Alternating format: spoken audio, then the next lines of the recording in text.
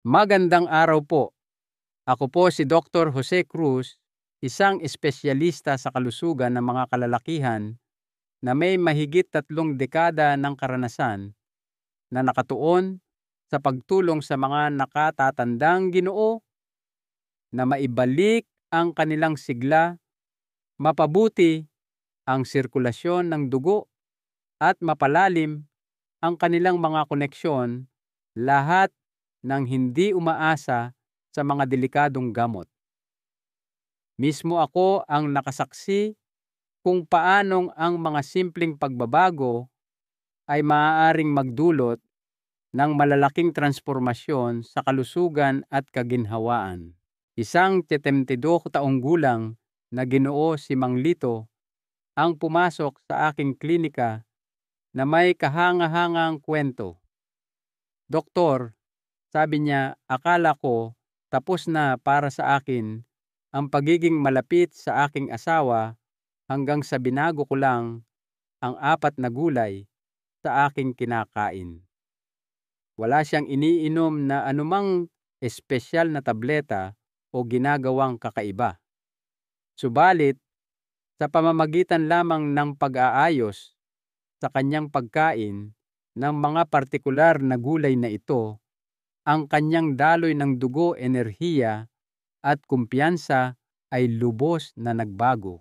Paano kung ang susi sa mas matibay na pagtatalik at mas mabuting kalusugan pagkatapos ng edad 60 ay hindi matatagpuan sa isang gamot, suplemento o lihim na pamamaraan, kundi tahimik na naghihintay sa iyo sa iyong kusina ngayon din?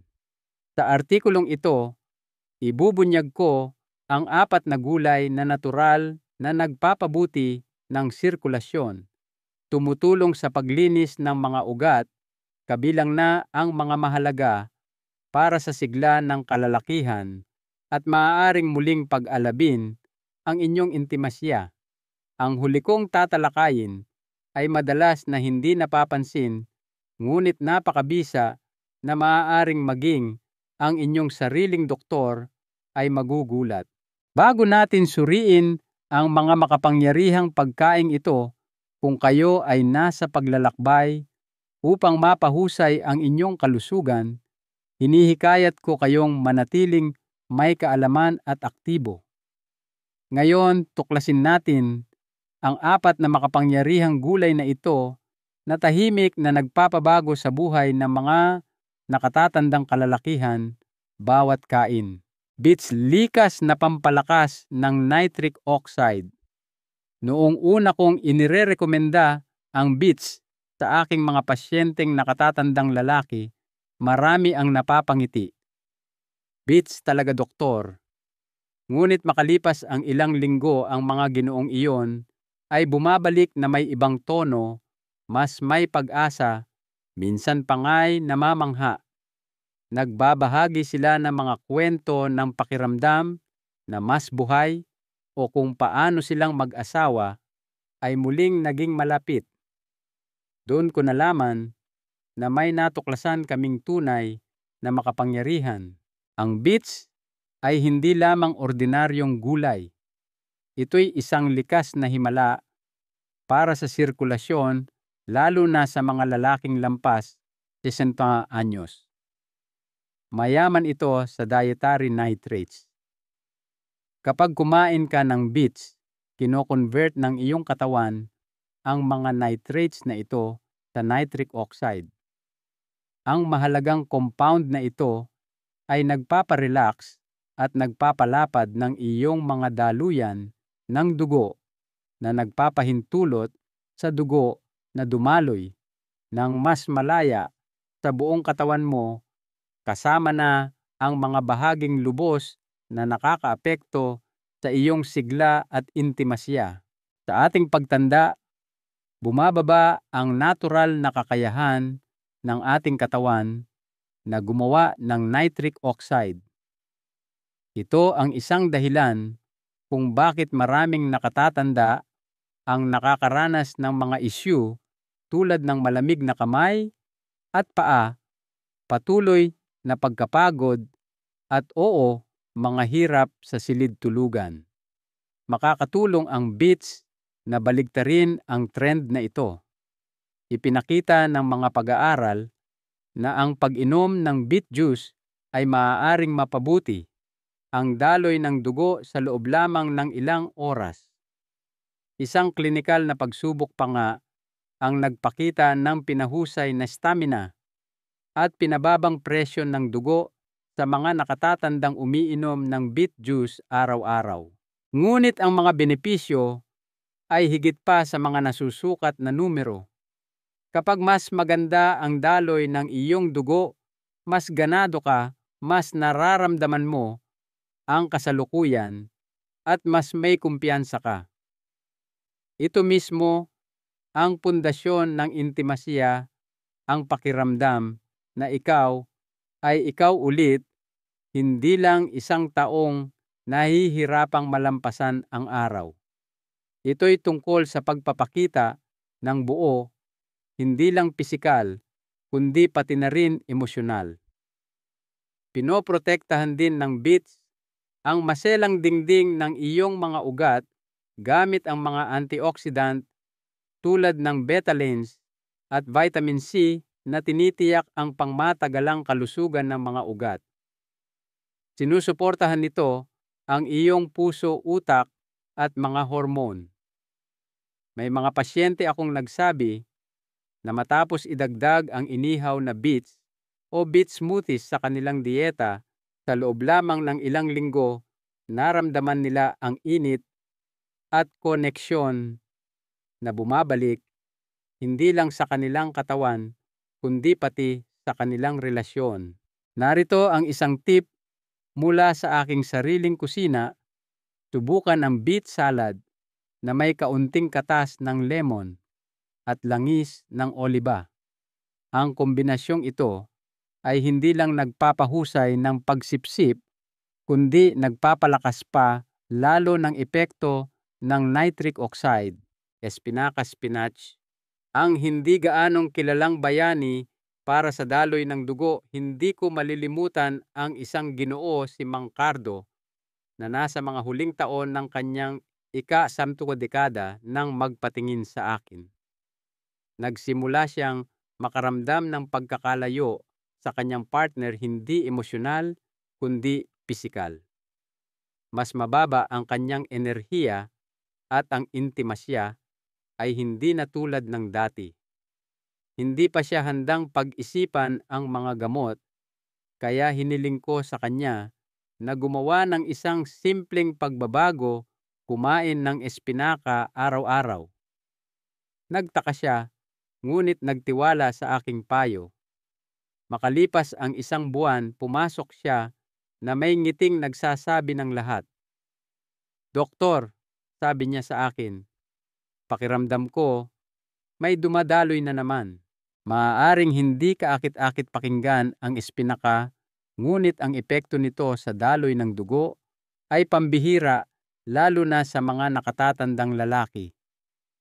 Tulad ng beets, puno ito ng natural na nitrates na kino-convert ng iyong katawan sa nitric oxide.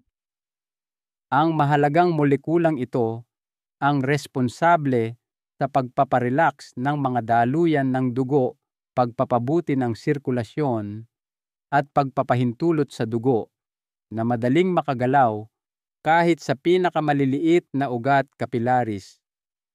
Kapag ang dugong iyon ay episyenteng nakakarating sa lahat ng tamang lugar, iyong utak, puso, at sa iyong pinaka-intimong mga bahagi, hindi ka lang mas mahusay gumana, mas nararamdaman mong buhay ka. Ngunit higit pa sa nitrates ang iniaalok ng espinaka. Mayaman din ito sa magnesium at potassium, 2 mineral na mahalaga para mapanatili ang tamang presyon ng dugo at relaksadong mga kalamnan. Para sa mga lalaking lampas 60, ito ay napakahalaga. Dahil maaaring tumigas ang mga daluyan ng dugo habang tumatanda, tumutulong ang magnesium na palambutin ang mga ito pinapabuti ang daloy at binabawasan ang tensyon. Ito ay hindi lamang nagpapahusay sa pangkalahatang kalusugan, kundi nagbabalik din sa pisikal na pundasyon para sa pagiging malapit at koneksyon. Sinusuportahan din ng espinaka ang balanse ng hormone. Ang magnesium ay may tahimik ngunit makapangyarihang papel sa pagsuporta sa testosterone, habang ang mga antioxidant tulad ng lutein at vitamin C ay tumutulong protektahan ang panloob na dingding ng mga daluyan ng dugo mula sa pagtanda. Ang resulta ay mas kaunting pamamaga, mas matatag na presyon ng dugo at pinahusay na stamina sa lahat ng aspeto. Madalas kong ipinapayo sa aking mga pasyente na maghagis ng isang dakok ng espinaka sa kanilang itlog sa umaga o idagdag ito sa smoothie. Kahit hilaw sa salad na may langis ng oliba at lemon, ay maaaring gumawa ng himala. Hindi ito isang malaking pagbabago, ngunit sa paglipas ng panahon ay lumilikha ito ng makapangyarihang mga resulta tulad ng mas malakas na sirkulasyon, mas maiinit na kamay at paa, at maging isang mas mainit na puso. Bawang garlic, ang panlinis ng sirkulasyon. May paraan ang bawang na makagulat sa mga tao. Karamihan ay iniisip ito bilang pampalasa lamang sa kanilang pagluluto. Ngunit paano kung sabihin ko sa inyo na ang simpleng matapang na bulbong ito ay makakatulong maibalik ang mga bagay na kinatatakutan ng maraming lalaki na nawala na sa pagtanda, magandang daloy ng dugo, kumpiyansa, at ang kakayahang makaramdam ng tunay na koneksyon. Muli, naaalala ko ang isa sa aking mga pasyente, si Mang Nestor, 71 taong gulang, na umaming iniiwasan niya noon ang intimasya hindi dahil sa kakulangan ng pagnanasa, kundi dahil sa kahihiyan. Bumagal ang kanyang sirkulasyon, bumaba ang kanyang enerhiya, at tila walang gumagana. Hindi kami nagsimula sa gamot, nagsimula kami sa pagkain. Hiniling ko sa kanya na magsimulang gumamit ng sariwang bawang araw-araw, 1 o 2 butil lamang, dinidikdik at hinahayaang umupo ng 1 minuto bago lutuin upang ma-activate ang mga kapaki-pakinabang na compound nito. Nag-aalinlangan siya, ngunit pumayag na subukan. Makalipas ang ilang linggo, iniulat niya, "Hindi ko inaasahan, pero may nagbabago. Mas mainit ang pakiramdam ko, mas malakas, mas parang ako ulit." Ang sikreto ay nasa isang compound na tinatawag na allicin, na lumalabas kapag ang bawang ay tinadtad o dinikdik. Tumutulong ang allicin na i-relax ang mga daluyan ng dugo, bawasan ang paninigas ng mga ugat, at suportahan ang malusog na presyon ng dugo. Mas mahalaga, para sa mga lalaking lampas, pinapabuti nito ang kakayahan ng dugo na maabot ang bawat bahagi ng katawan, kabilang ang mga nauugnay sa intimasya at koneksyon. Kapag malayang dumadaloy ang dugo, hindi ka lang mas mahusay gumana sa pisikal, mas nararamdaman mong ikaw ay presente at mas konektado sa iyong sarili at sa iyong partner. Ang bawang ay mayroon ding natural na mga katangiang anti-inflammatory. Mahalaga ito dahil ang pamamaga ay madalas na pangunahing salik sa pagharang sa sirkulasyon. Sa pamamagitan ng pagtulong na bawasan ang tahimik na pamamagang ito, maibabalik ng bawang ang daloy kung saan ito pinakamahalaga, hindi lamang sa puso at utak, kundi sa mismong pinagmumulan ng haplos kasiyahan at kumpiyansa. Ang pinakapinahahalagahan ko sa bawang ay gumagana ito ng dahan-dahan tuloy-tuloy at natural nang walang matapang na side effects o pressure kundi mabagal, matatag na pagbuti. Inihaw man ito ng buo iginisa kasama ng espinaka o hinalo sa isang homemade dressing, ang bawang ay nagiging higit pa sa pampalasa. Ito ay nagiging bahagi ng iyong paglalakbay sa paggaling. Kinsay celery, ang tahimik na tagapagpabuti ng sirkulasyon.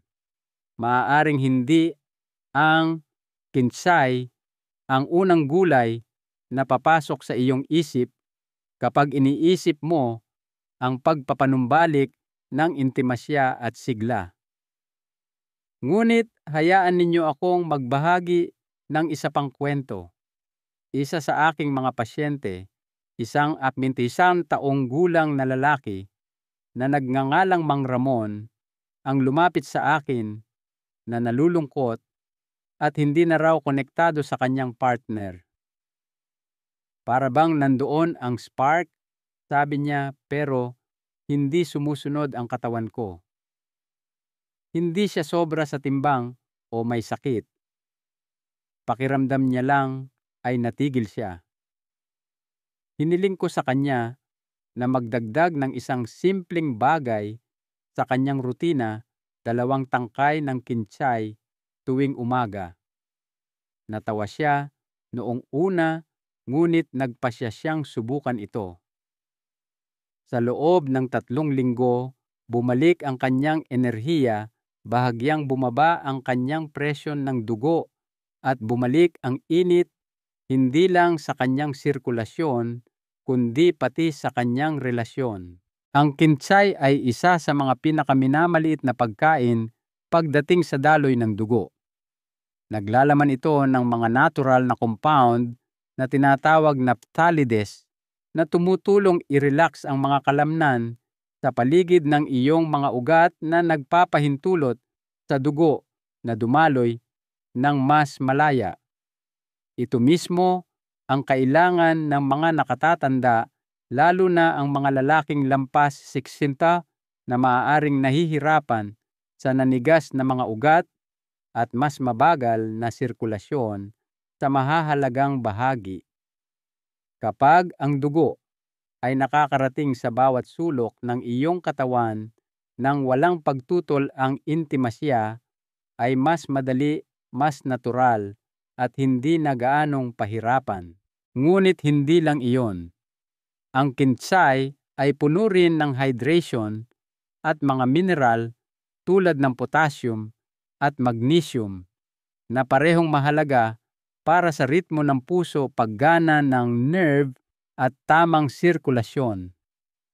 Napakalinis din nito, tinutulungan ang iyong katawan na alisin ang sobrang sodium at bawasan ang presyon na maaaring nakakasagabal sa malusog na daloy ng dugo. May isa pang dahilan kung bakit inirerekomenda ko ang kinsay sa mga lalaking naghahangad na maibalik ang kanilang pagiging malapit at kumpiyansa. Naglalaman ito ng apigenin, isang plant compound na sumusuporta sa produksyon ng testosterone at nagbabawas ng pamamaga 2 salik na maaaring tahimik na umuubos sa sigla ng isang lalaki sa paglipas ng panahon. Dahil mababa ito sa calories, ngunit mayaman sa epekto, madaling isama ang kinsay sa anumang rutina. Ginawa mo man itong juice, isinawsaw sa almond butter o inihalo sa iyong mga sopas, ito ay isang makapangyarihang hakbang patungo sa muling pag-aapoy ng koneksyon. Nakita ko itong nangyari ng paulit-ulit. Ang mga lalaking akala nila ay lampas na sa kanilang kalakasan ay natutuklasan na kailangan lang nila ng tamang panggatong, at ang kinsay ay madalas na gumaganap ng isang tahimik ngunit mahalagang papel. Isang mas malaking katotohanan. Pagkain bilang gamot sa pagpapalapit. Sa paglipas ng mga taon, libu-libong nakatatandang kalalakihan na ang aking nagamot, ang ilan ay bigo, ang ilan ay tahimik na sumuko, at ang ilan ay naghahanap lamang ng kaunting pag-asa. Isang bagay ang aking natutunan, ang usapan tungkol sa intimasya pagkatapos ng edad 60 ay masyadong tahimik. Masyadong maraming lalaki ang naniniwala na ang pagkupas ng enerhiya o paghina ng koneksyon sa partner ay isang hindi maiiwasang bahagi lamang ng pagtanda na nagiiwan sa kanila na pakiramdam na wala nang magagawa kundi sumuko o bumaling sa mga tableta. Ngunit hindi iyan ang buong katotohanan. Sinasabi ko ito hindi lamang bilang isang doktor, kundi bilang isang taong malalim na nakinig sa mga takot at pag-asa ng mga nakatatandang lalaki sa loob ng mga dekada. Ang aking nakita ay ang pagkain, kapag pinili ng may intensyon, ay nagiging higit pa sa sustansya lamang.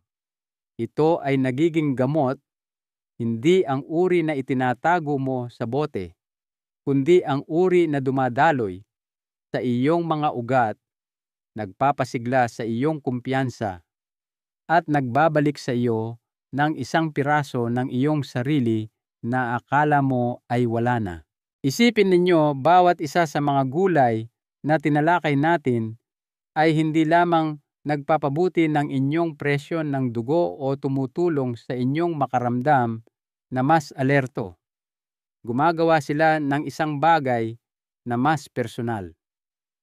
Pinapayagan nilang dumaloy ang dugo kung saan maaaring hindi ito dumaloy ng kasing laya sa loob ng maraming taon.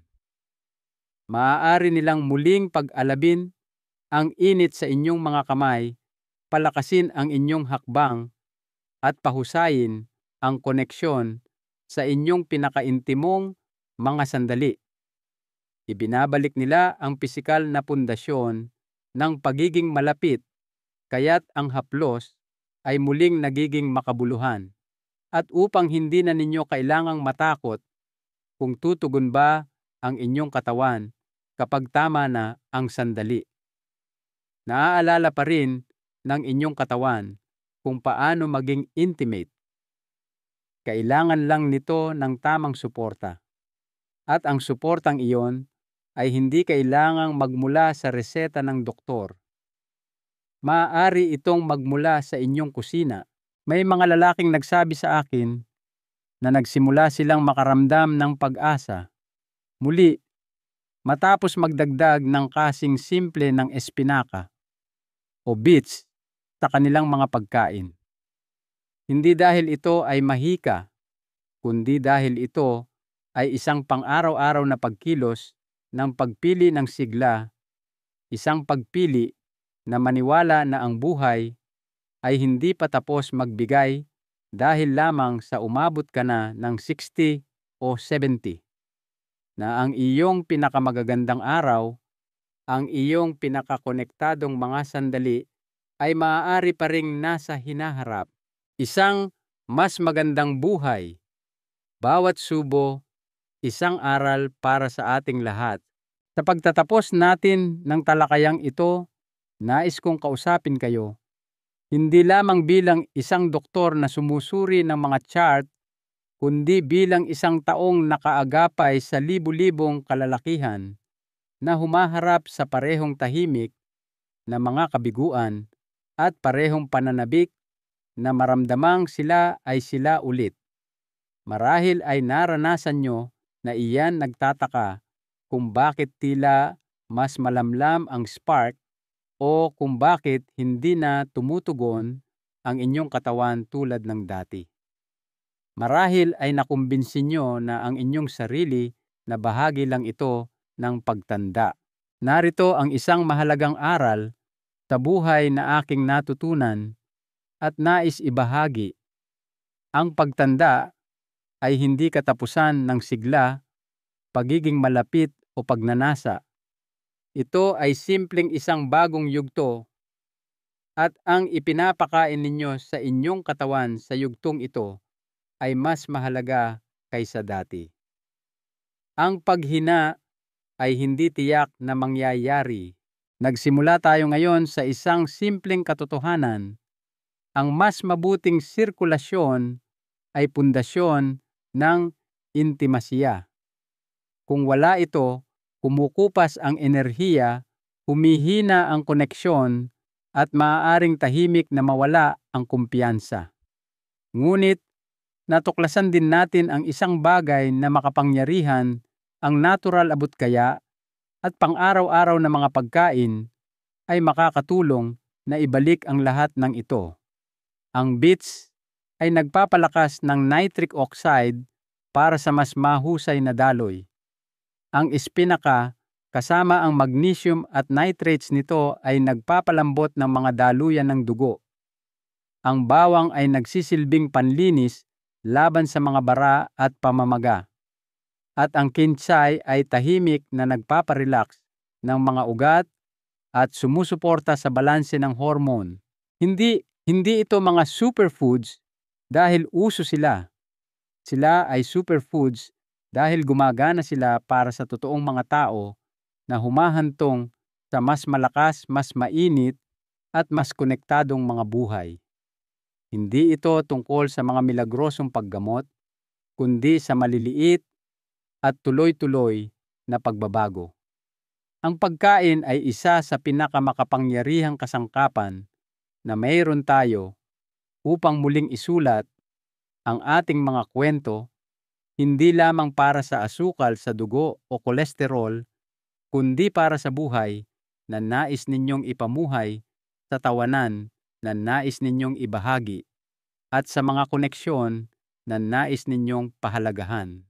Ang 4 na gulay na ito, gaano man kasimple ang anyo, ay maaaring magbukas ng pinto sa panibagong tiwala sa inyong katawan, panibagong koneksyon sa inyong partner, at panibagong paniniwala sa kung ano pa ang posible.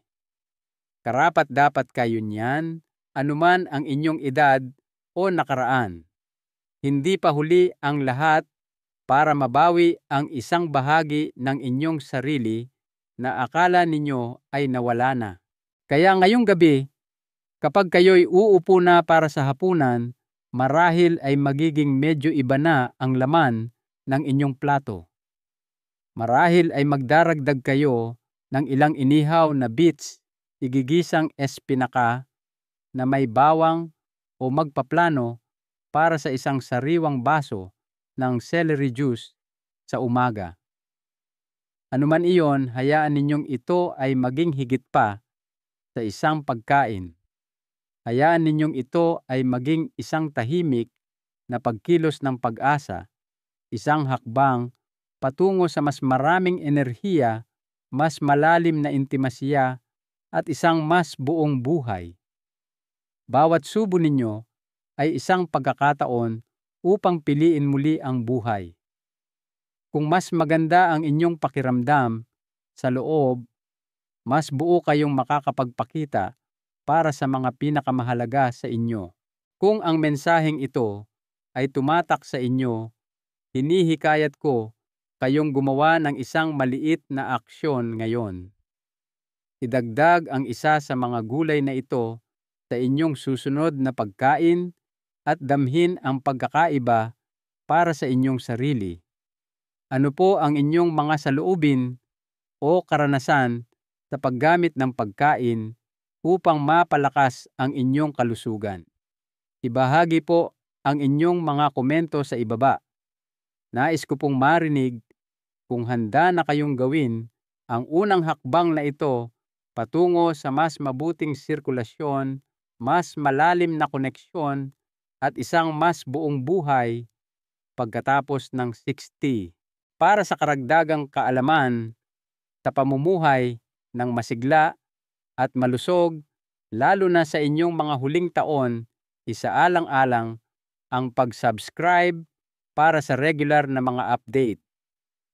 At kung nakatulong sa inyo ang artikulong ito, mangyaring ibahagi ito sa mga kaibigan, pamilya o sino mang naniniwala kayong makikinabang sa kaalamang ito. Ipagpatuloy natin ang mahalagang usapang ito.